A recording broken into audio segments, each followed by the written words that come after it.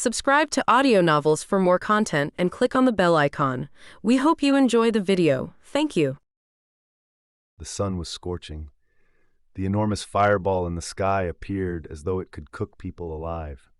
Ren Baqian kneeled on the ground as beads of sweat streamed down his forehead.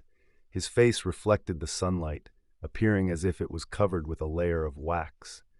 It wasn't that he did not want to move, but rather the two swords placed on his neck intimidated him from making any reckless movements. He didn't know what had happened and why he would end up in this state. When he saw the people surrounding him were burly men wearing extremely antique clothing that did not seem to belong to any dynasty in history, and that their arms were thick enough to walk with, he knew he most likely wasn't on Earth anymore. So many of their body builds looked like Arnold Schwarzenegger's. Where could one find a group of actors like these who wore armor that covered only the left side of their bodies, with their chest muscles pulsating? 3 minutes ago, Ren Baqian was still in a rental house eating instant noodles and surfing the web while in his pants and undershirt. The next moment, he appeared in this place with a bowl of instant noodles in one hand and a pair of chopsticks in the other. The chair beneath his ass was still there. However, his surroundings had changed completely. The familiar sight of his house had disappeared. He was in the middle of a road with army ranks on his either side. His sudden appearance also gave those people a shock. Cries broke out, and the sound of swords unsheathing could be heard, following which 2 swords were placed against his neck. Subsequently, he kneeled in this place. The bowl of instant noodles was mixed with the soil on the ground half a meter away, giving off an alluring aroma. As of now, he had already let go of his "a man with dignity should not grovel" mentality. One could also say that it was the tall and muscular soldiers, the swaying weapons in their hands, and the austere aura of the army that caused his mind to turn blank. Why did it seem like he was in the middle of a marching army? Did he coincidentally fall in the middle of a marching army? Who are you? A 2-meter-tall burly man wearing armor stood in front of him, his small eyes filled with a cold glint. Ren Baqian felt that this fellow would cut him down on the spot if he said something wrong. "Ren Baqian," he blurted out. He didn't know what he should say as his mind was at a loss. "Why are you here?" "I also don't know," Ren Baqian cried miserably. If crying could be used to change his current situation, he would really bawl his eyes out. "Behead him!" When Ren Baqian heard these 2 words, he was dumbstruck. At the same time, he felt the 2 swords on his neck lifting off. He knew that it would be his head rolling on the ground in the next second. Immediately he yelled, "Stop!" Ren Baqian never knew that he could yell so loud. The man waved his hand and stopped the 2 steel swords that were about to cut his head off. "What do you want to say?" Ren Baqian could feel the gust from the 2 swords brushing against his neck, causing a slight piercing pain. His brain frantically worked. An engulfing aura of death suffocated him. From the tone of that man, Ren Baqian was certain that he really wanted to behead him.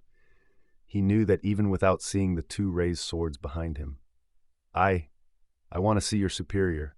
I am proficient in literature, mathematics, agriculture, and smelting.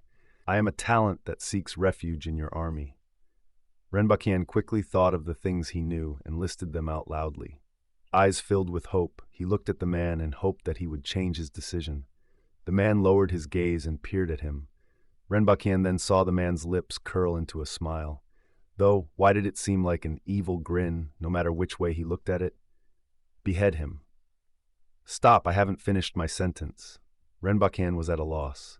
Does this fellow only know the 2 words, "behead him"? What is going on? Why are we not moving forward? Suddenly, a female voice rang through the air from behind the ranks. A lady wearing armor rode a horse over. "Wait." That man waved his hand and prevented the 2 swords from cutting off Ren Baqian's head once again. He turned around and faced the lady. Then he cupped his hands and said, "Reporting to General, as we were moving forward just now, this man suddenly dropped from the sky and landed in our army ranks. I suspect that he might be an assassin. Now, I'm going to behead him to serve as a warning to the public." "I am not an assassin. I am a talent. I really am a talent. Please don't kill me," Ren Baqian yelled at the top of his voice. At this point in time, he had yet to have any chance to defend himself. His head might roll to the ground the next second if he did not speak for himself now. Therefore, he thought of the word that would give him the highest chance of survival: talent. Even if the lady was not interested in talents, the word talent might still be able to pique her interest and make her listen to what he had to say. At whichever point in history, talents were always given preferential treatment. Furthermore, Ren Baqian was well aware that he was capable. At the very least, he had previously studied mathematics, physics, and chemistry, and he knew a thing or two about other miscellaneous subjects. No matter what, he must know something that the other party would be interested in, right? Nuisance. The burly man landed a kick on Ren Baqian's chest, causing him to fly backward in the air. He laid on the ground panting heavily for a long while, feeling as though he was going to die at any moment. The female general rode over to Ren Baqian on her horse and gazed down at him, following which, she ordered, "Bring him to the side of the road and check the surroundings. If there's nothing wrong, continue forward. I will report this to Her Majesty." "Yes," the burly man responded and continued, "Drag him to the side of the road and send a team of men to check the surroundings." Like a dead dog, Ren Baqian was dragged to the side of the road. At this point in time, he no longer cared about getting angry over the kick he received from that burly man. He was sizing up his surroundings, thinking of a way to save his life. All the soldiers surrounding him were holding spears and swords. It was impossible for him to make an escape. He knew that his head would roll to the ground before he could even run for a few meters. Oh, did he hear the female general mention something about a His Majesty just now? Was it referring to an emperor or something? He had to think of a way to save his own skin. First and foremost, he had to figure out why he ended up in this place. However, the conclusion he came up with was he had no idea. However, he knew just how unlucky he was to land smack dab in the middle of a marching army. He guessed his chance of survival would even be higher if he was to land in the wilderness. At this rate, he would be considered lucky if he wasn't accidentally killed. The only silver lining was that he spoke the same language as them. Otherwise, his head would already be separated from his body and thrown on the side of the road to feed the wild animals. Looking at these people, he was certain that their clothing did not belong to any of the dynasties he knew, not resembling the ancient Chinese's. Were they from another world, then? From their mannerisms, Ren Baqian knew that they belonged to a feudal society. Therefore, their productivity wouldn't be high. He knew many things that were valuable to this world. Moreover, he knew many verses, odes, ditties, historical stories, and fun things to do. He would be rather valuable as an evil courtier as well. He had to think of a way to make sure His Majesty knew of his usefulness. Only by doing so could he then save his life. Ren Baqian kneeled on the side of the road with his mind in stupor. After the team of soldiers checked the surroundings, they continued forward while dragging him along. At that moment, he saw a huge carriage approaching them from the front. The sound of the wheels rolling against the ground was deep and low. Wait, what was that creature pulling the carriage? Ren Baqian's eyes widened when he saw the 2-meter-tall beast. It had the head of a lion, the horns of a deer, the eyes of a tiger, the body of a reindeer, the scales of a dragon, and the tail of a cow. Is this a Kirin?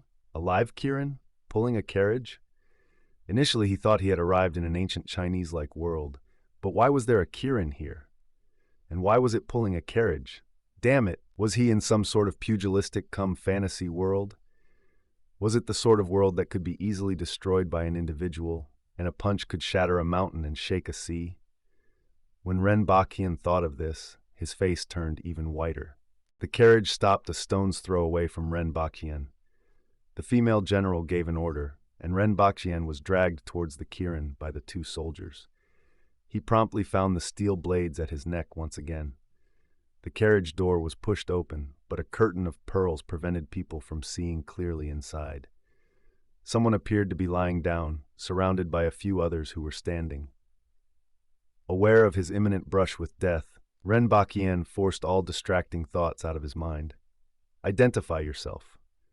An indifferent voice came from within the carriage. It sounded like a woman. Upon hearing the voice, Ren Baqian felt immensely pressured. He was unsure of whether it was the steel blades pressing against his neck or the woman's voice that was causing him this discomfort. I am Ren Baqian from the northeastern provinces of China and have wandered here by accident. I am proficient in mathematics, physics, chemistry, agriculture, smelting, poetry, theatrics, and am a gourmet as well. I believe I can be of some use to your highness, Ren Baqian said as he tried hard to stay calm. Not knowing who the other party was, all he could do was provide more details and pray that something stuck. Oh, China? Never heard of such a place. What's mathematics, physics, chemistry, poetry? Let's hear you recite one. The voice remained lofty and indifferent. Ren Baqian felt that the other party wasn't very interested in what he had to offer. However, since the other party had requested it, he promptly recited the first poem that came to mind. I saw the moonlight before my bed, and 2 pairs of shoes on the floor. I raised my head and gazed at the full moon. I bowed my head and thought of home. The poem completely reflected his current mood. He was practically dying to go home. At least back in his own world, there weren't people who hastily ordered beheadings. What he failed to realize was that the poem he recited was rather off. Second phrase is wrong. The nerve of this guy. Drag him away and behead him. This time, the cold, unfeeling voice was tinted with mockery. Ren Baqian was struck dumb. Was he about to be beheaded right after reciting one poem?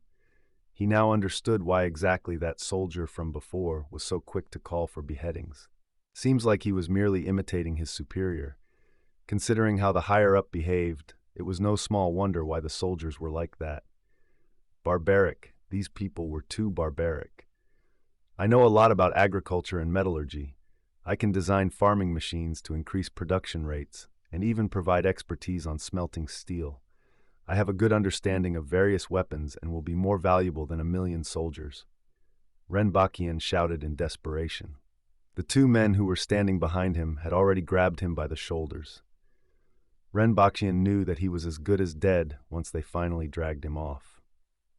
"Stop," the voice lazily commanded. The 2 soldiers obediently froze. "That's quite a lot of things you know," said the lady from inside the carriage in a rather sarcastic manner. "Yes, I read widely. I am also well versed in storytelling, as well as cooking all sorts of exotic food. I can teach you mahjong, dominoes, and other card games to relieve your boredom. I am knowledgeable about skincare routines, too." Ren Baqian spewed out hurriedly. The person who had been speaking from within the carriage sounded like a lady, so he quickly threw in his knowledge about skincare in a bid to save his own life. As if that last sentence really hit the nail on the head, the curtain of pearls was pulled aside. Ren Baqian peeked into the carriage and finally saw the person within. A woman dressed in a majestic crimson robe was lying down inside. Beside her stood 2 females wearing white. One of them was busy fanning her while the other fed her grapes. She appeared to be about 20 years old or so, with sharp eyebrows that sat above a pair of eyes that were as bright as the stars. Her refined facial features, combined with her eyebrows, made her look incredibly imposing. The only word Ren Baqian could think of to describe her was cold. He felt chilled to the bone. To him, her face was the perfect representation of indifference and utter disregard. He could not see a single ounce of color or emotion. The fact that the person they referred to as Her Majesty was a woman also surprised Ren Baqian. He had instead expected a male emperor of sorts. It seems like the titles used in this world were a little different from those on the earth he knew. The lady's bright eyes gave Ren Baqian a quick scan before she looked him in the face. Ren Baqian felt that her gaze changed momentarily, but was unsure of what he saw. Moreover, it was only for an instant. "Where are you from?" she asked coldly. "Northeast China." Ren Baqian felt slight relief at the thought that he just might survive this. Asking him about where he came from meant she had some renewed interest. "Where's that? I've never heard of it before. Is it some tiny country in the outskirts?" The woman asked in her trademark nonchalant manner as she grabbed a small cup of wine from her palace maid. "I don't really know how to explain it to you. I really have no idea how I got here either," Ren Baqian answered honestly.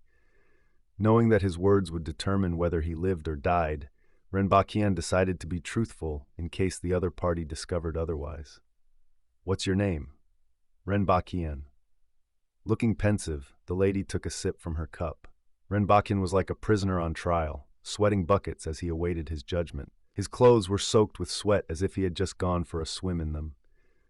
"Your Majesty, are we to behead him?" The female general from before broke the silence after 10 minutes. Ren Baqian almost passed out from frustration when he heard this.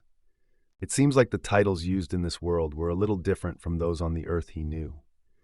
The lady's bright eyes gave Ren Baqian a quick scan before she looked him in the face.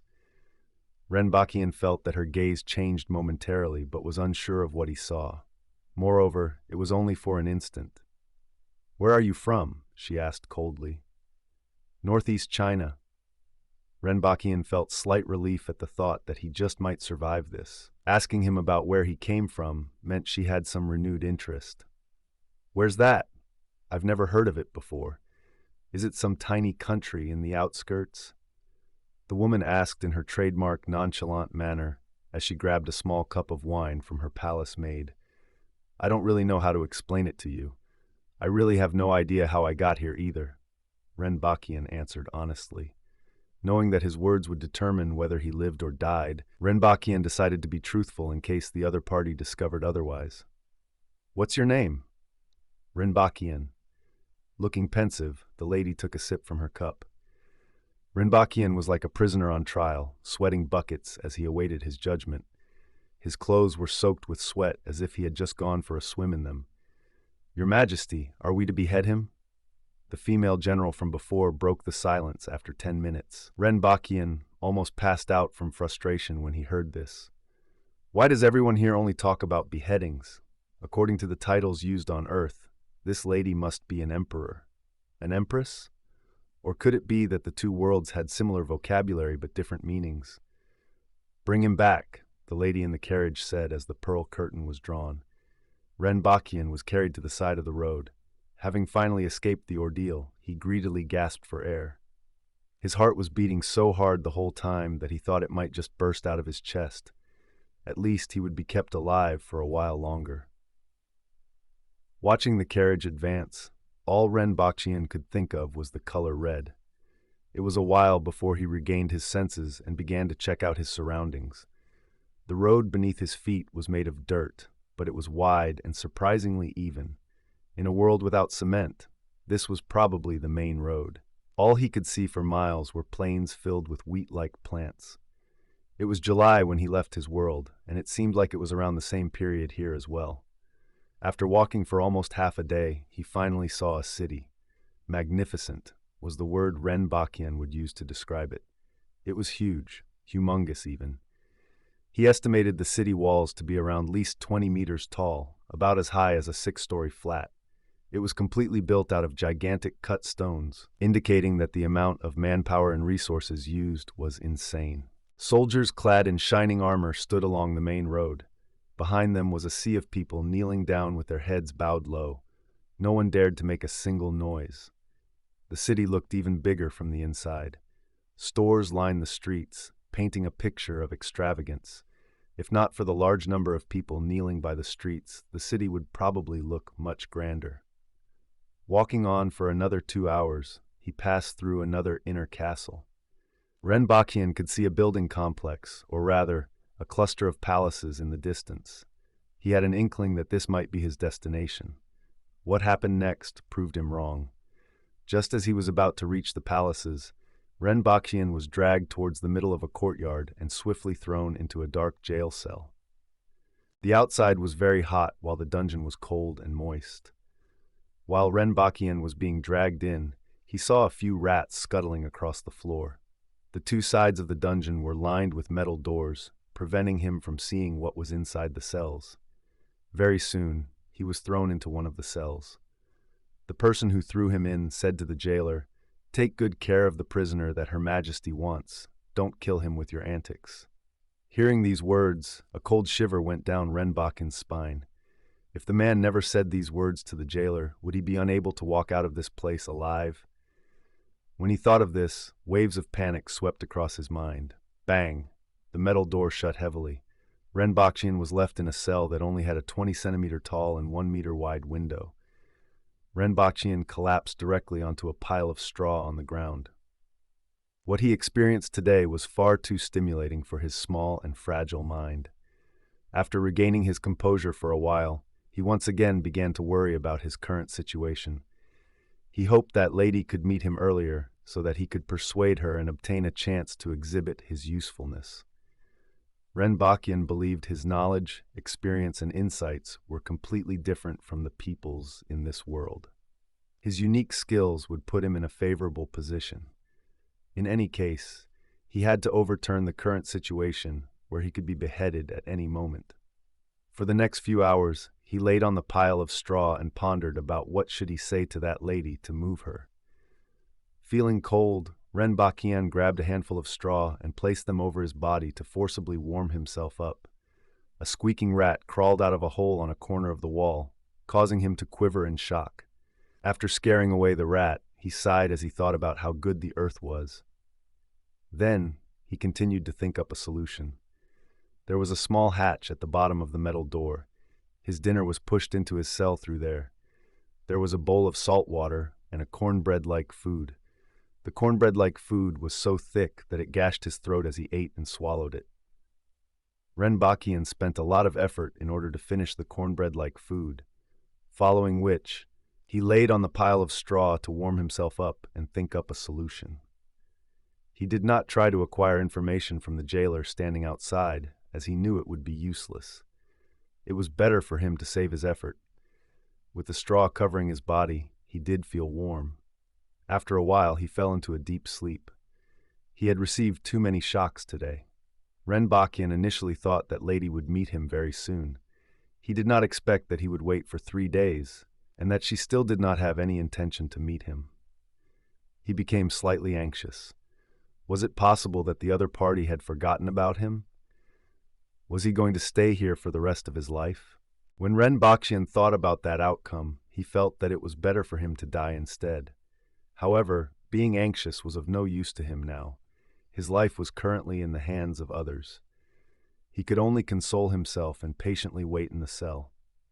Another night had passed, and before he opened his eyes, he could sense that the sunlight was very bright. The sunlight seemed to pass through his eyelids. Having spent a few days in the cell, he was already accustomed to the lighting. He therefore knew he wasn't in the cell anymore. Ren Baqian opened his eyes abruptly, following which he was dazzled by his lighting of his surroundings, so he quickly shut his eyes. After spending a few days in the cell, he was somewhat unused to the illumination outside of the cell. He used his hands to feel his body. There was still straw on his body, but the inside of the cell couldn't possibly be so bright. He used his hands to touch his surroundings. He felt a sleek floor that had a fine groove on it. Is this a floor tile? Ren Baqian thought of a possibility. He extended his hands and felt his surroundings. Indeed, he touched a leg of a wooden table. It was his computer desk. I'm back! Ren Baqian was wild with joy, practically screaming out loud. He tried to suppress his excitement and open his eyes slowly. What entered his sight was a familiar-looking room which had walls that turned yellow from smoking, a computer desk, a computer, and a messy bed. Everything looked so familiar. And right now, he was lying on a pile of straw in front of the computer desk. I am back! I have come back alive! Ren Baqian leapt up from the floor. Initially, he was almost beheaded by someone. After that, he stayed in dark cell for 3 days. Finally, he was back in this doghouse of his. The joy he felt now was indescribable. He could only vent his joy by yelling and jumping up and down. After 10 minutes of yelling and jumping in joy, he finally calmed down when someone knocked on the door of his room. Shit! Having disappeared for 3 days, what will the company do to me? After calming down, Ren Baqian suddenly had to face another critical problem. Forget it. It's lucky that I can come back alive. If I am fired, I can just find another job. Ren Baqian quickly consoled himself. Indeed, after having a near-death experience, he no longer took everything so seriously. The most important thing now was that he came back alive. Nothing was more important than this. Even though he had such a mentality now, he still picked up his phone to check it. It had indeed shut off. He nimbly charged it and threw himself on his bed. It felt extremely good to be back in this doghouse. Even such a lousy bed felt so comfortable to him now. Ren Baqian hugged his quilt, rolled on his bed and sighed. After rolling on his bed for a while, he felt something prick him. It was at this moment that he realized there was still a lot of straw on his body. This is the straw from another world. I wonder if it carries any bacteria, Ren Baqian mumbled as he took off his clothes. He walked to the mirror and looked at the reflection of his wan and sallow face. There were also straw fragments in his short hair. Thump, thump, thump. Someone knocked on his door yet again. Ren Baqian quickly wore his pants and opened the door. A middle-aged man was standing outside his room. "You're finally back. I have been looking for you for 2 days, but your phone is off. What do you want to do? If you had disappeared for any longer, I would have thrown all your things outside," the middle-aged man rudely said. "I thought that there's still 1 more week before the rent is due. Why are you so anxious about it?" Ren Baqian, still immersed in the joy of making a narrow escape, replied casually. "Are you stupid?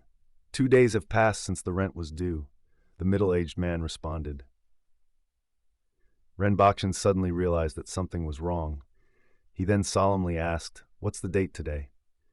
"Today is the 17th. You're supposed to pay the rent on the 15th. Ren Baqian lowered his head and did some mental calculations. It was 8th when he went to that unknown world. Today was 17th, which meant that 10 days had passed. He had stayed in that world for 3 days, and then he mysteriously returned to this place. So 1 day in that world was equivalent to 3 days on Earth? Shit, it seems that I am definitely losing my job this time around. Ren Baqian laughed bitterly.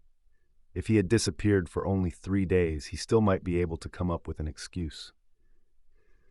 Disappearing for 10 days straight would have definitely gotten him fired. "I will use WeChat to transfer the rent to you later," Ren Baqian told the landlord and closed his door. He switched on his phone and looked at the date. It was indeed the 17th of July. He then looked at all his unseen messages. There was a series of missed calls. Some of them were from his middle-aged, mean female boss, and some were from his colleagues. There were also a few from his only friend. When he opened his WeChat, he saw a series of unseen messages as well. "Where are you? Why are you not at work? The boss is getting angry. Quickly come to work. Where have you gone? You have been fired. Come to the office and claim your wages." When Ren Baqian saw this message, he immediately dispelled the thought of calling his middle-aged, mean female boss. All along, she did not like him not one bit. Now that he had disappeared for 10 days, she would definitely use this as an excuse to get rid of him. All right then, he would go to the office tomorrow to claim his wages, find a place to relax for a couple days, and then look for a new job. But how did I end up in that place? And how did I come back here? When Ren Baqian thought about these questions, a layer of mist instantly shrouded his mind. If he couldn't figure out the answers to these questions, he would worry about when he was going to go back to that world. That night, Ren Baqian was sitting at a market stall with a guy and a girl. The guy was wearing a blue short-sleeved t-shirt and jeans, looking suave. He was Ren Baqian's only friend, Chen Qing. Ren Baqian sometimes wondered how he managed to become friends with someone like Chen Qing. Ren Baqian was born to an average family and was selfish, detached, and unmotivated. After graduating, he passed his first year earning a meager wage at a small company. Chen Qing was the complete opposite of him. He was wealthy, handsome, and highly competent. He was the center of attention wherever he went and was someone people would aspire to be. Having graduated from law school, Chen Qing was currently interning at a law firm and would soon become a full-fledged lawyer. That guy had an extremely bright future. No matter how you looked at them, they were two seemingly incompatible people. For some reason, Chen Qing seemed to like Ren Baqian a lot. The two had quickly become friends after only 2 short meetings. According to Chen Qing, he was very similar to Ren Baqian. He felt both of them were drifters that did not belong with the rest of society. Ren Baqian, on the other hand, did not feel the same. He led a lonely existence away from others simply because he was unable to integrate into their social circles. Chen Qing was a skillful navigator of the social world, blending and mixing his way through various circles. He detached himself because he enjoyed watching the behavior of others. The two of them could not be more different, yet they were friends. What an odd occurrence. Wearing a long skirt, The elegant and refined girl sitting with them was Jiang Nan, Chen Qing's girlfriend. Her looks were slightly above average, and she was also a particularly strange person. Being the handsome, wealthy man that he was, Chen Qing had a vibrant nightlife and frequently visited nightclubs. He would have a different girl in his hands practically every other night. Jiang Nan, who was his only official girlfriend of 9 years, did not seem to mind his gallivanting ways. In fact, their relationship was great.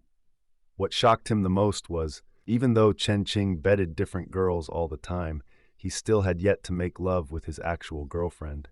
According to Chen Qing's drunken words, the best should always be saved for last.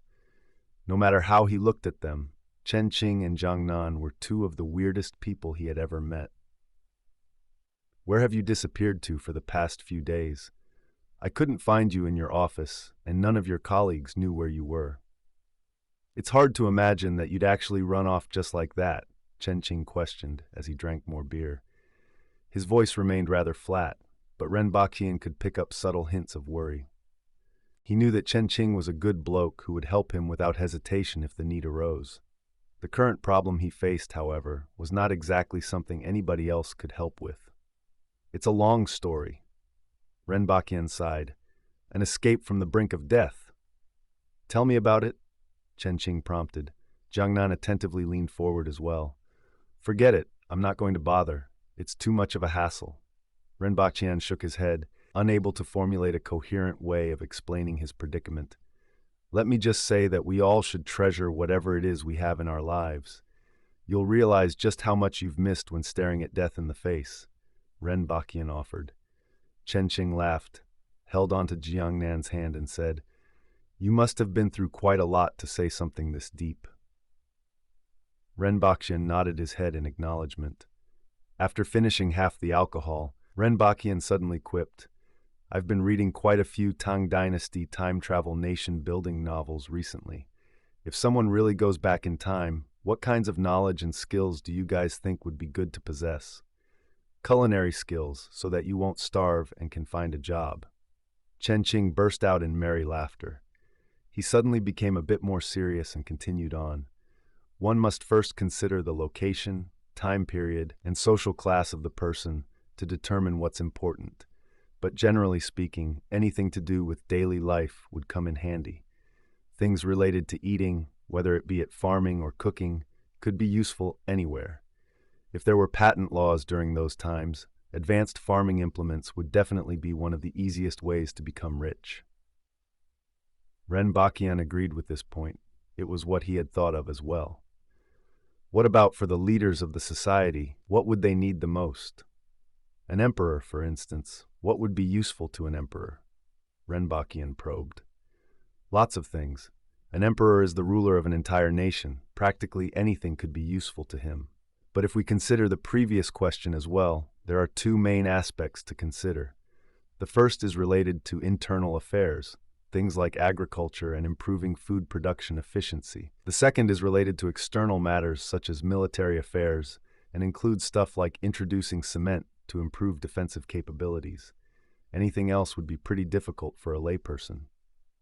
Ren Baqian nodded his head once again before asking, "What would Wu Zetian, Tang Dynasty's Empress Wu, like?" This time the one answering wasn't Chen Qing, but was instead Jiang Nan. Her gentle voice was rather uncharacteristic for a northeastern girl.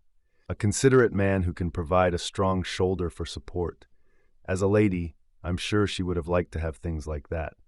Her high standing likely makes it difficult for her to find someone like that." Ren Baqian thought about the lady in the red robe after hearing Jiang Nan's reply. It was practically impossible for him to imagine that lady being submissive to a man. Instead, most of her time should be spent mercilessly shouting, "Behead him." "What's up? Are you preparing to go back in time?" Chen Qing joked. Ren Baqian nodded his head seriously. "Yeah." As they were parting ways after the meal, Jiang Nan said gently, "Our company is currently recruiting, so if you'd like to change jobs, you can consider joining us." Ren Baqian knew that she was helping him save face. It was not difficult to guess that he was jobless after having gone missing for so many days. Ren Baqian smiled. "I'm thinking of taking a short break first. I'll definitely let you know if I need assistance. The most important thing for him now was to find out why he was transported to that world and how he managed to come back. How was he going to seek employment if he could not figure this out? For all he knew, he might get stuck there forever. Ren Baqian, for the next 2 days, holed himself up at home. Unable to figure out why he was transported, he went on the web to read up more about agriculture and to look at blueprints of farming machinery. In the event that he went back to that world, such knowledge would surely be of some use. During these 2 days, Ren Baqian had received an email from Chen Qing. Attached was a long document containing essential details about the Tang dynasty and included a reading list as well. At the end of the document, there was this sentence: "If you really do end up there, remember to bring these books." Halfway through the document, Ren Baqian started laughing. Anyone who discussed such a topic would definitely take it as a joke. To think Chen Qing actually put some serious thought into this. Saving the book list, Ren Baqian prepared to buy a few of those that he was interested in. While he was sleeping, however, a sharp cold woke him up. He was in a daze but could sense that his surroundings had changed. Ren Baqian was still lying on a mattress, but he felt the freezing temperature. During this season, it was considered lucky if the weather was breezy. For it to be this cold was seemingly impossible. As he opened his eyes, he realized that he was surrounded by total darkness. Read latest chapters at wuxiaworld.site. Only he touched his mattress and reached out for his surroundings. Instead of a bedside table, his hands felt a rough, uneven stone. Is this a jail cell? Ren Baqian was at a loss. Scanning the area, he found the 20-centimeter tall window with a faint light shining through it. He was back in that world. Ren Baqian's heart skipped a beat as he fully roused. Ren Baqian wrapped himself in his quilt and felt slightly warm. However, his mind was in a tremendous muddle. As expected, he was once again back in this world, and this time around, he brought his quilt along. The last time around to this world, he brought along his chair and a bowl of instant noodles. When he went back to Earth, he brought the pile of straw that was beneath him. This time around, he brought his quilt to here. It seemed that anything he had direct contact with would be teleported alongside him between the two worlds. However, he still did not know how he traveled between the two worlds. There were no signs or anomalies. Nothing weird had happened the first time he was teleported to this world. Just like the last time he was teleported back to Earth, it occurred while he was sleeping. There was a time interval of 3 days between the last time he was teleported and today. The last time he came to stay, he also stayed for 3 days. It seemed like every 3 days he would be teleported once. He would see whether or not he would be teleported back to Earth 3 days later. He previously spent 3 days here while the time on Earth passed by 9 days. Since he had spent 3 days on Earth, that meant the time here passed by only 1 day? Ren Baqian thought about it and crawled out of his quilt. Then he fumbled his way to the metal door. And he indeed felt the rock-hard cornbread and the bowl of weird-tasting salt water. It appeared no one realized he had gone missing for a day. He threw the cornbread to one corner of the cell, poured away the salt water, and placed the bowl back where it originally stood. Just as he was about to crawl back into his quilt, he suddenly thought of an important question. The last time he was teleported here, he was wearing a pants and an undershirt. This time, because he was sleeping, he wore only a pair of underpants. If that lady summoned him, that scene was so beautiful that he did not even dare to think about it. And how was he going to explain this quilt? A quilt that appeared out of thin air? He couldn't explain this at all. Ren Baqian felt a headache as he thought of these issues. Initially, he wished that the lady would summon him faster. Now, he wished she would not summon him for the next 3 days, and would only do so after he returned to Earth and put on a pair of pants and an undershirt. Life isn't a bed of roses. Ren Baqian finally believed these words. The more one did not want something, the more it would come to him or her. Ren Baqian was awakened by the sound of the metal door opening. 2 persons walked into the cell. Both of them were clad in shining armor, and they had swords attached to their waists, looking similar to the man who dragged him to this cell that day. The moment the two men entered the cell, they saw the quilt-wrapped Ren Baqian. Behind them, the jailer stood at the door. When he saw Ren Baqian, his eyes widened. Ren Baqian definitely carried nothing with him when he was dragged into this cell, so where did the quilt come from? "Follow us," one of the two soldiers ordered, as the pair stood in front of Ren Baqian and looked down at him. "Can I walk with this quilt wrapped around me?" Ren Baqian smiled out of embarrassment. "Stop wasting our time," the other soldier chided and pulled Ren Baqian up by his elbow. When they saw Ren Baqian wearing only a pair of underpants, the corners of their mouths twitched. This wasn't their first time interrogating a prisoner, but seeing one who slept naked was definitely a first for them. "Where are your clothes? Put them on." "My clothes are gone." Ren Baqian did not know what to say. The two soldiers knew this man was wearing clothes when he was brought to the cell. Why was he now left with only a pair of underpants? The two soldiers shifted their gazes to the jailer. The jailer, overwhelmed with fear as the two soldiers stared at him, quickly explained, "It has nothing to do with me. The door has never been opened since the moment he was brought in. I also don't know where his clothes have disappeared to." To prove that he wasn't lying, he added, "He also didn't have this quilt when he was brought in. I don't know where it came from." The two soldiers looked at each other with doubt in their eyes. The jailer did not seem to be lying, and he definitely would not have the audacity to do so. So what was going on now? "Look at his body. In what way does it seem like he has stayed in the cell for a few days? He doesn't have any dirt or dust on him at all. He looks like he has just crawled out from his bed. There's something wrong with him, but it has nothing to do with me," the jailer continued. "Bring him there first, and we will talk about it again," one of the soldiers said. Following which, the other soldier dragged Ren Baqian by his elbow and pushed him towards the door. Walk slightly slower, and you will get it from us." "Can I wrap myself with this quilt, please?" Ren Baqian tried his best to persuade the two soldiers. He was greeted with a kick and a pitch-black shoe print on his ass. The two soldiers dragged him and his quilt to the outside. There were two more men waiting there for them. Ren Baqian felt that he couldn't even escape from one soldier, let alone four. He was overestimating himself. After leaving the dungeon's courtyard and making a turn, they set foot upon a bustling, prosperous street. Wrapped by a quilt, Ren Baqian was hauled onto the street by the four soldiers. Greeting him were gazes and laughter that came from all directions. "Look, this man is just wearing a pair of underpants. Was he captured from a brothel? Look at that bulge. This fellow has a rather huge wiener. This fellow is quite clean and fair too. He must be from a well-off family." This guy guessed incorrectly. The earth was filled with people like Ren Baqian. Ren Baqian's face was bright red. He lowered his head so low that it almost touched his thighs. The four soldiers did not have any intention to let him hide his embarrassment. They continued to drag him forward. "Brothers, my reputation is going to be destroyed completely." Ren Baqian was about to bawl his eyes out. Was this considered streaking? Furthermore, there were so many pairs of eyes looking at him now. The only thing that consoled him was his pair of underpants. Actually, there was another thing that made him felt slightly better. That was his assets. If he had insufficient assets, he would then be truly ashamed of himself.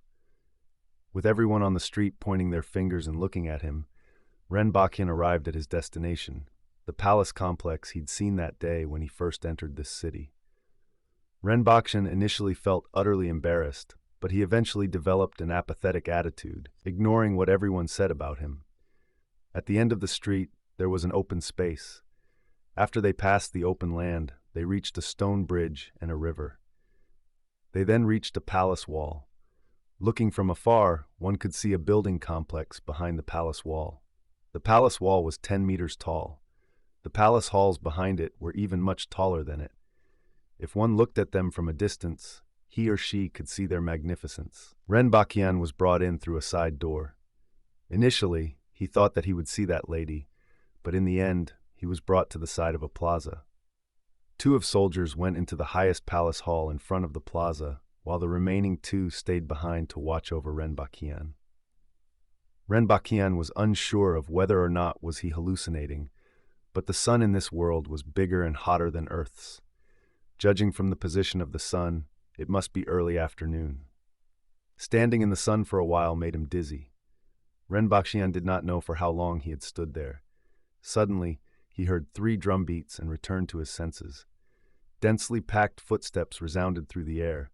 Many people were walking out from the highest palace hall. An imperial court session has ended? Ren Baqian made a guess in his mind.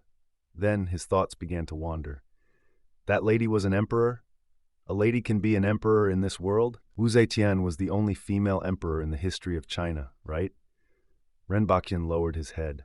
One by one, imperial official-like men walked past and cast sidelong glances at him.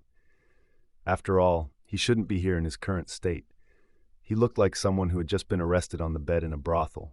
Aha! Someone was laughing at him. Ren Baqian's head lowered even lower. Who is this? Someone asked one of the 4 soldiers. The prisoner that Her Majesty wants to see. Following which, the footsteps of people walking away rang across Ren Baqian's ears. After all of those people had left, Ren Baqian finally heaved a sigh of relief.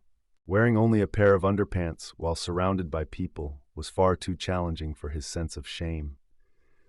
The 2 soldiers who had just now left ran back in a haste. Her Majesty wants to see him. Let's go. Ren Baqian was hauled along a road on the side of the plaza, bypassing it entirely. After making a few turns, they arrived at a smaller palace hall and waited outside its entrance. Everyone that occasionally walked past him laughed up their sleeves.